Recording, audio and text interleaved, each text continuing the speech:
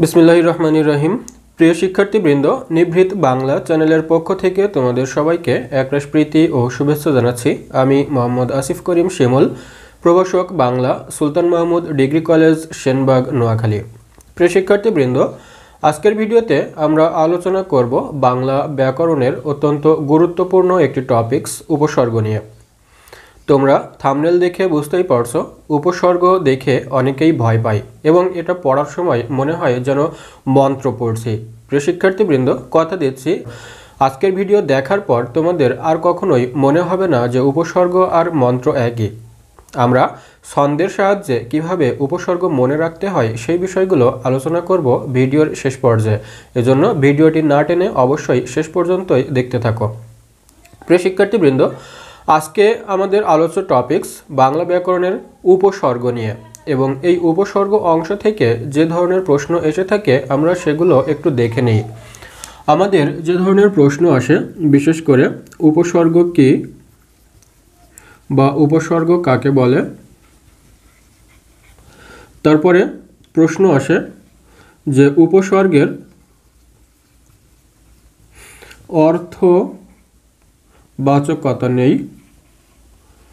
অর্থবাচকতা নেই কিন্তু অর্থদ্যোতকতা আছে। আলোচনা করো। 3 নম্বর প্রশ্ন এসে থাকে উপসর্গের শ্রেণী বিভাগ দেখাও।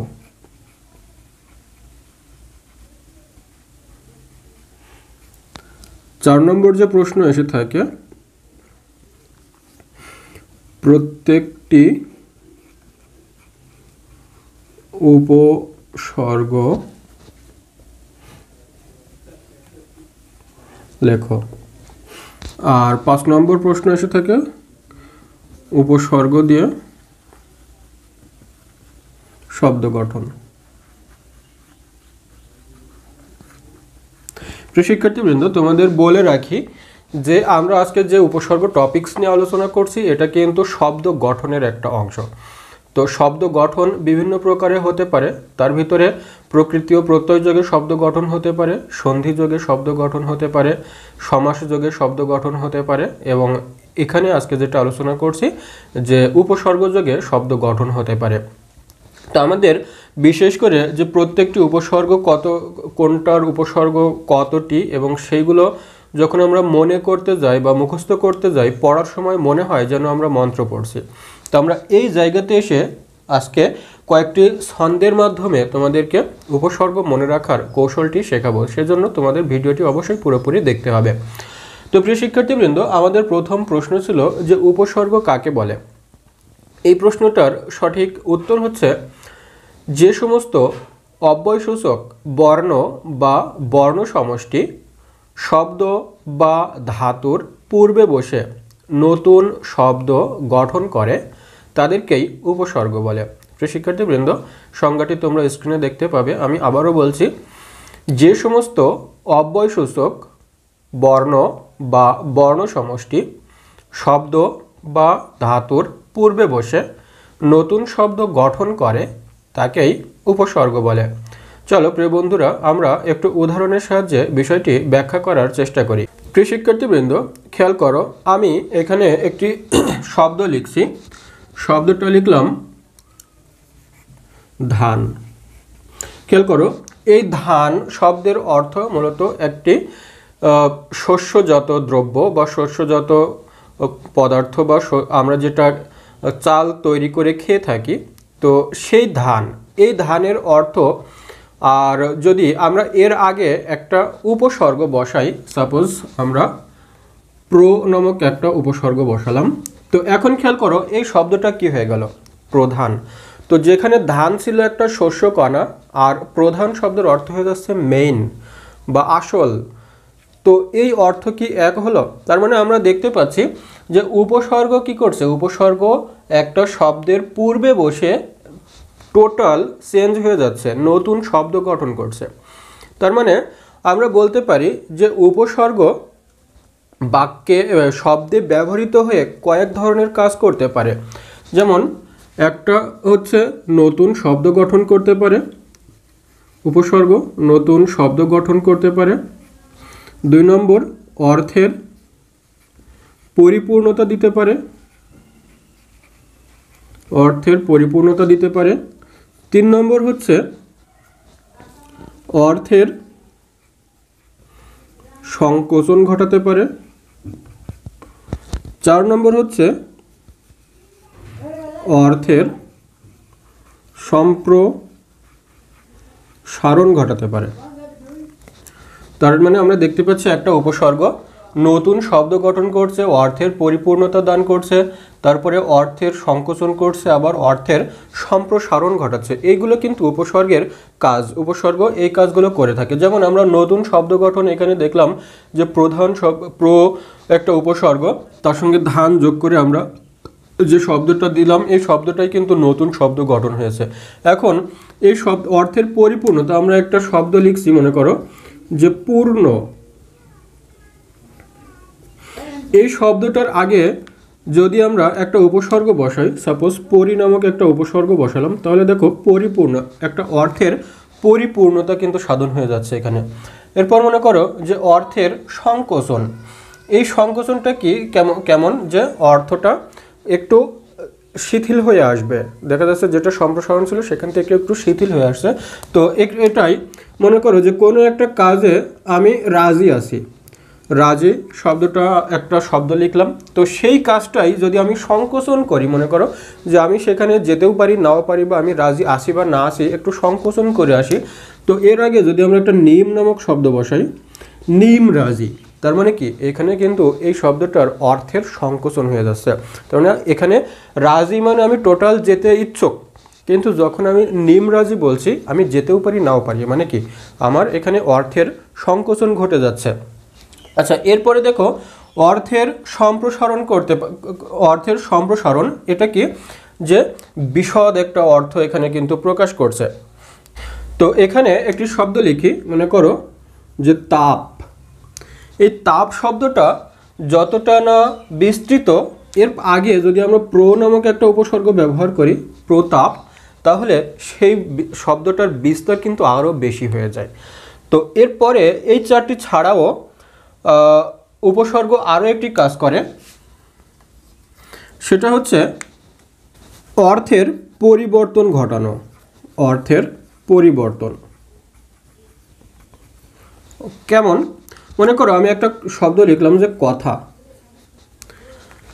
এই কথা বলতে আমি সাপোজ যে জিনিসটা এখন তোমাদের সামনে লেকচার দিচ্ছি, এই লেকচারটাই কিন্তু এক প্রকারের কথা। আমি যেটা মুখে উচ্চারণ করছি, মুখে বলছি, সেটাই কিন্তু কথা।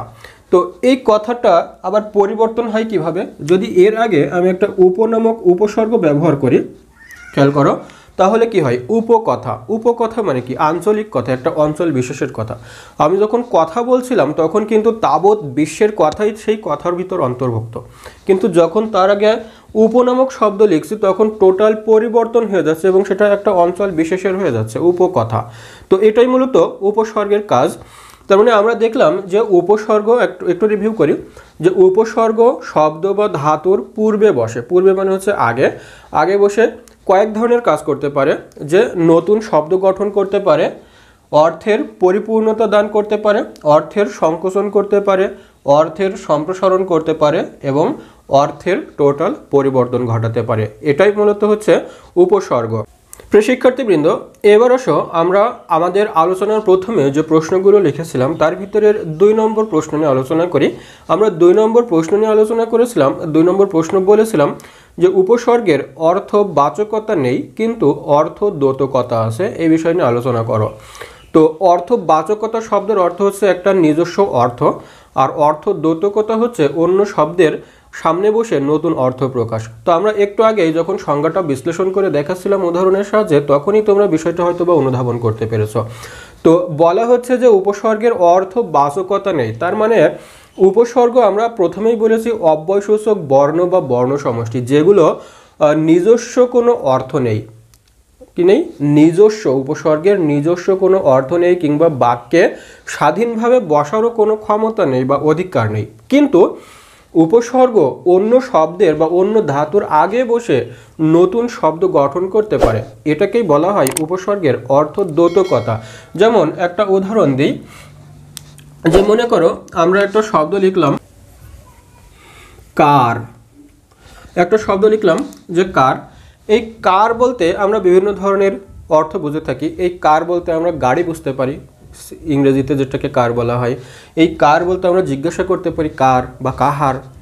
তো এর আগে মনে করো এই শব্দটা কিন্তু বাক্যে যে কোনো জায়গায় স্বাধীনভাবে বসতে পারে, এর সেই ক্ষমতা আছে। কিন্তু এর আগে যদি আমরা মনে করো একটা উপসর্গ ধরি, উপসর্গ প্রো, এই প্রো কি স্বাধীনভাবে আমরা বাক্যে ব্যবহার করতে পারবো? প্রো স্বাধীনভাবে বাক্যে ব্যবহার করতে পারবো না, কারণ কি এর নিজস্ব কোনো অর্থ নেই। অর্থাৎ উপসর্গটা কিন্তু চাঁদের মতো, যে চাঁদ যেমন তার নিজস্ব আলো নেই, কিন্তু সূর্যের আলোয় সে আলোকিত হয়, উপসর্গও ঠিক তেমনি। উপসর্গের নিজস্ব কোনো অর্থ নেই, কিন্তু যখনই অন্য শব্দের সংস্পর্শে আসে তখনই সে অর্থবোধক হয়ে যায়। তো আমরা এই কার শব্দের আগে যদি প্রো নামক উপসর্গ বসাই তাহলে কি হয়? প্রকার, অর্থাৎ ক্লাস, শ্রেণী, প্রকারভেদ।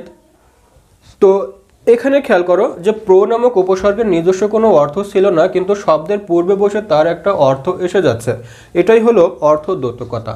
আবার এই কার শব্দের আগেই যদি আমরা আরেকটা উপসর্গ বসাই আ, তাহলে খেয়াল করো সেই কারটা হয়ে যাচ্ছে আকার, একটা আকৃতি।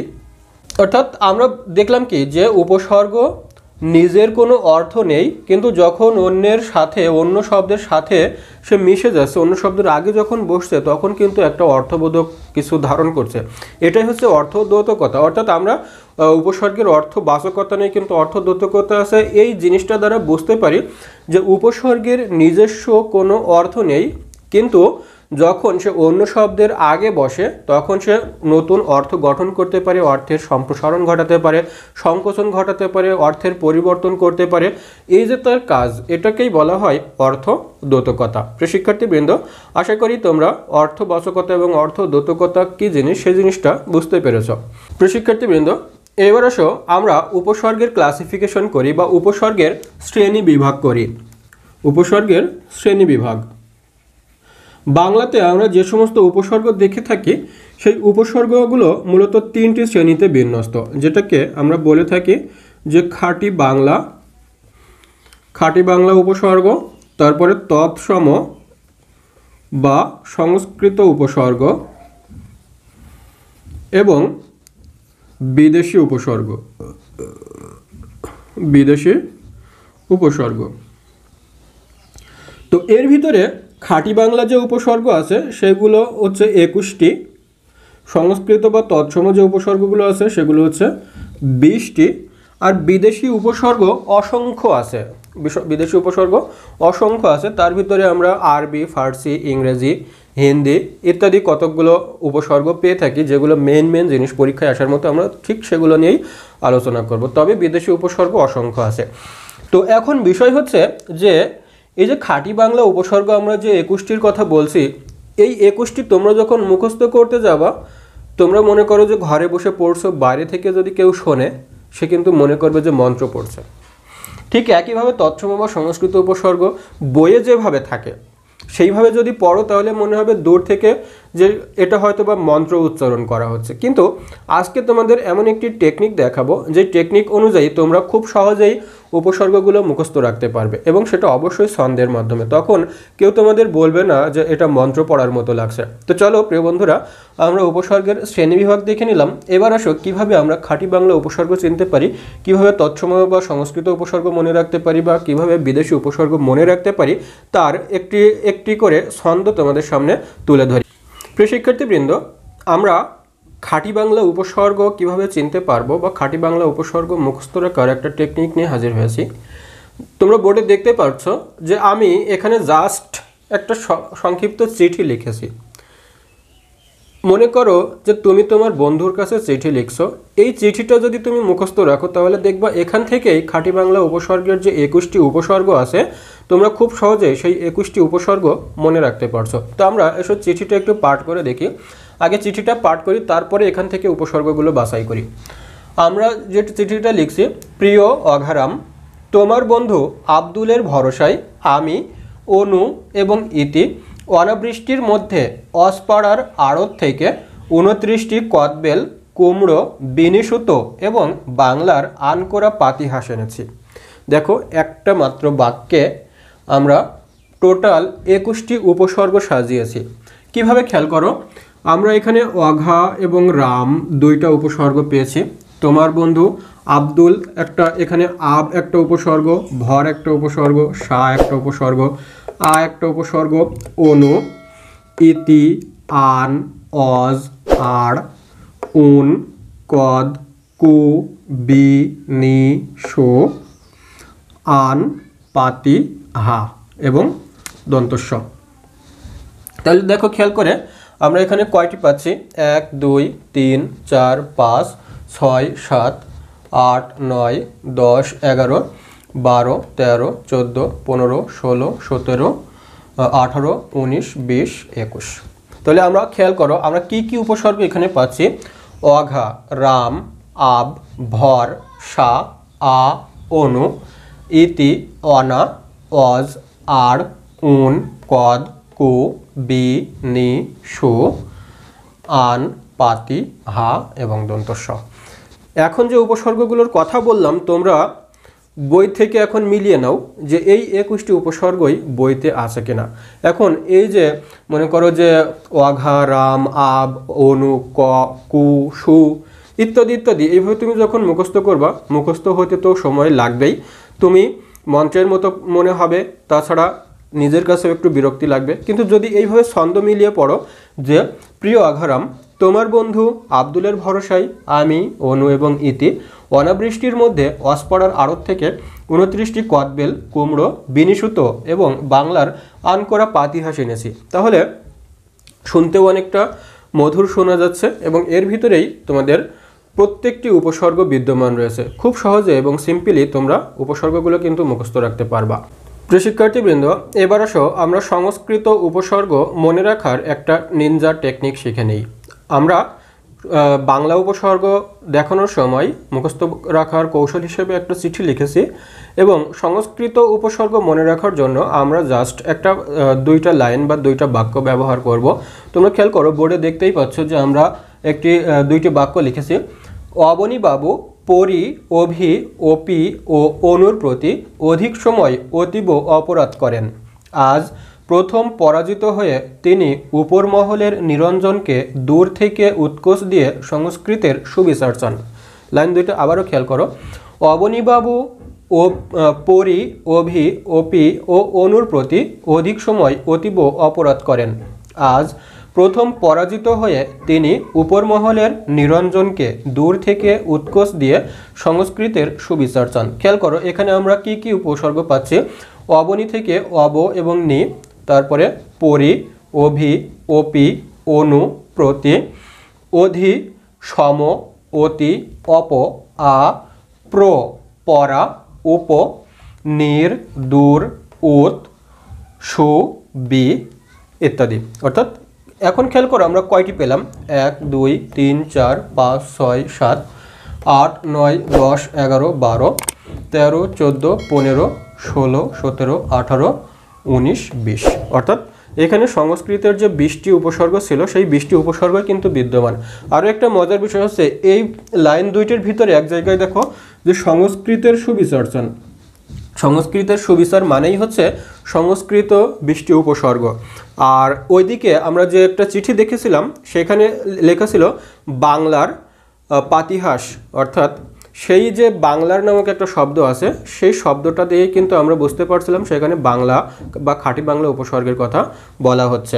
তো এখন বিষয় হচ্ছে, আমরা এখানে দেখলাম সংস্কৃত উপসর্গ, আগে দেখেছি খাঁটি বাংলা উপসর্গ। এই 2টা উপসর্গের ভিতরে 4টি আবার খুব কমন উপসর্গ আছে, যেটা বাংলাতেও আছে আবার সংস্কৃততেও আছে। সেই 4টা কি খেয়াল করো? আ, সু, বি, নি। এই 4টি উপসর্গ খাঁটি বাংলা উপসর্গতেও আছে এবং সংস্কৃত উপসর্গতেও আছে। প্রিয় শিক্ষার্থীবৃন্দ, এবার আসো আমরা বিদেশি উপসর্গ কয়েকটি দেখি। তোমাদেরকে বলেছিলাম যে বিদেশি উপসর্গের ভিতরে অনেকগুলো উপসর্গ আছে, তার ভিতরে কতকগুলো উপসর্গ যেগুলো পরীক্ষাতে আমরা সচরাচর পেয়ে থাকি সেগুলো নিয়ে তোমাদের সামনে আলোচনা করব। তো এখানে আমি ফার্সি কয়েকটি উপসর্গ লিখেছি, আরবি কয়েকটা উপসর্গ লিখেছি এবং ইংরেজি কয়েকটা উপসর্গ লিখেছি। তোমরা এগুলোও ইচ্ছা করলে ছন্দের সাহায্যে মনে রাখতে পারো। যেমন ফার্সি উপসর্গ যে 10টি আছে সেই 10টি মনে রাখার একটা টেকনিক হচ্ছে যে আমরা এখানে একটা ছন্দ করেছি, দেখো যে বদমেজাজি বেরসিক বকলম বর, দরদাম না করে বেশি ফি দিয়ে কার যেন কম দামি ফার্সি নিমকি কিনে দিয়েছেন। খেয়াল করো, খুব সহজে একটা মনের ভাব প্রকাশ করার মতো একটা বাক্য। এই বাক্য দিয়েই তোমরা ফার্সি 10টি উপসর্গ মনে রাখতে পারো। যেমন এখানে আমরা যে বাক্যটা লিখেছি তার ভিতরে ফার্সি উপসর্গ 10টি পাচ্ছি, বদ, বে, ব, বর, দর, না, ফি, কার, কম এবং নিম। এই শব্দগুলো হচ্ছে ফার্সি উপসর্গ। তোমরা এই শব্দগুলো দিয়ে নতুন শব্দ গঠন করতে পারো। এরপর আসো আরবি 4টি উপসর্গ আছে। আরবি 4টি যে উপসর্গ আছে আমরা একটা লাইনে মনে রাখতে পারি যে গরমে আম আর কলা খাস। তো এখানে যে আরবি উপসর্গ আছে গর, আম, লা এবং খাস। ইংরেজি 4টি উপসর্গ তোমরা একটা লাইনে মনে রাখতে পারো। হেড স্যার ফুল প্যান্ট ও হাফ শার্ট পরে ইংরেজি সাবজেক্ট পড়ান। হেড স্যার ফুল প্যান্ট ও হাফ শার্ট পরে ইংরেজি সাবজেক্ট পড়ান। এখানে ইংরেজির যে 4টি উপসর্গ আছে সেটা হচ্ছে হেড, ফুল, হাফ এবং সাব। এগুলো হচ্ছে ইংরেজি উপসর্গ। প্রিয় শিক্ষার্থীবৃন্দ, আজকের ভিডিওতে আমরা তাহলে কি শিখলাম? আজকের ভিডিওতে আমরা শিখলাম যে উপসর্গ কী বা উপসর্গ কাকে বলে, উপসর্গের কাজ কী, উপসর্গের শ্রেণীবিভাগ, প্রত্যেক প্রকার শ্রেণীর আবার কয়েকটি উপসর্গ আছে সেই উপসর্গগুলোর নাম বা সেই উপসর্গগুলো। আর আরেকটা শিখলাম যে উপসর্গের অর্থবাচকতা নেই কিন্তু অর্থদ্যোতকতা আছে, এই বিষয়টি। প্রিয় শিক্ষার্থীবৃন্দ, কেমন লাগলো আজকের ভিডিও? যদি ভালো লেগে থাকে তাহলে অবশ্যই কমেন্ট করে জানাবে যে কেমন লেগেছে তোমার, আর একটি লাইক দিবে, তোমার মন্তব্য জানাবে, শেয়ার করে বন্ধুদের মাঝে ছড়িয়ে দিবে। আর যারা আমার চ্যানেলে আজকে প্রথম এসেছো তাদেরকে বলবো অবশ্যই এরকম ভিডিও পাওয়ার জন্য চ্যানেলটি সাবস্ক্রাইব করে রাখবে। যারা অলরেডি সাবস্ক্রাইব করে রেখেছো তাদেরকে অসংখ্য ধন্যবাদ। শিক্ষার্থীবৃন্দ, আজকের ভিডিও এখানেই শেষ করছি। সবার সুস্বাস্থ্য ও মঙ্গল কামনা করে আল্লাহ হাফেজ।